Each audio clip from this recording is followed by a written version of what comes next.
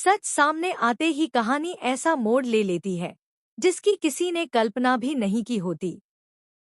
चंद्रिका की नीच और स्वार्थ से भरी हरकतों का जो जाल अब तक छुपा हुआ था, वह धीरे धीरे सबके सामने खुलने लगता है।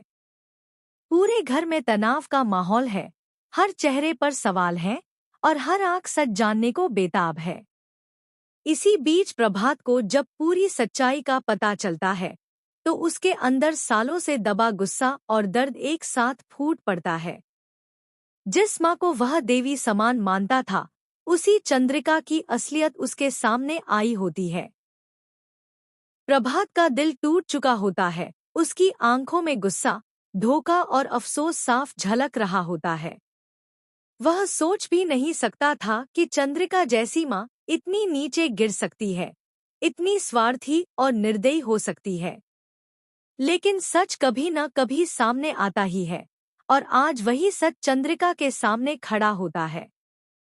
गुस्से से कांपते हाथों के साथ प्रभात आगे बढ़ता है और बिना कुछ सोचे समझे चंद्रिका के गाल पर एक जोरदार तमाचा जड़ देता है।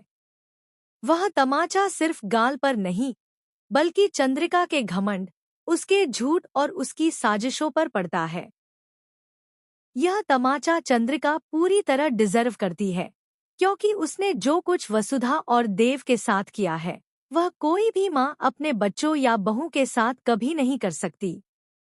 उसकी वजह से उसका बेटा अमेरिका चला गया, परिवार टूट गया और घर की शांति खत्म हो गई। दूसरी तरफ वसुधा का त्याग और बलिदान हर किसी का दिल छू जाता है। वसुधा ने जो सहा, जो कुर्बानी दी, वह आज के समय में कोई भी लड़की शायद ही दे पाए। उसने अपने आत्मसम्मान, अपने सपनों और अपनी खुशियों को सिर्फ इस परिवार के लिए कुचल दिया। इसके बावजूद चंद्रिका ने उसे क्या क्या नहीं कहा, कभी पैसों की भूखी बताया, कभी प्रॉपर्टी के पीछे मरने वाली कहा, कभी उसके चरित्र पर सवाल उठाए। जबकि सच्चाई यह थी कि वसुधा ने जो कुछ भी किया, सिर्फ और सिर्फ चंद्रिका और इस परिवार के लिए किया। उसने कभी कुछ अपने लिए नहीं मांगा, फिर भी उसे अपमान और दर्द के सिवा कुछ नहीं मिला। अब जब वसुधा घर छोड़कर जा चुकी है, तब चंद्रिका को अपनी गलती का एहसास होने लगता है, लेकिन अब बहुत देर हो चुकी होती है।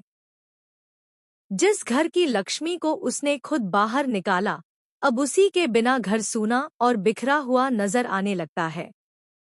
चंद्रिका का बुरा वक्त अब शुरू हो चुका है, क्योंकि न सिर्फ वसुध,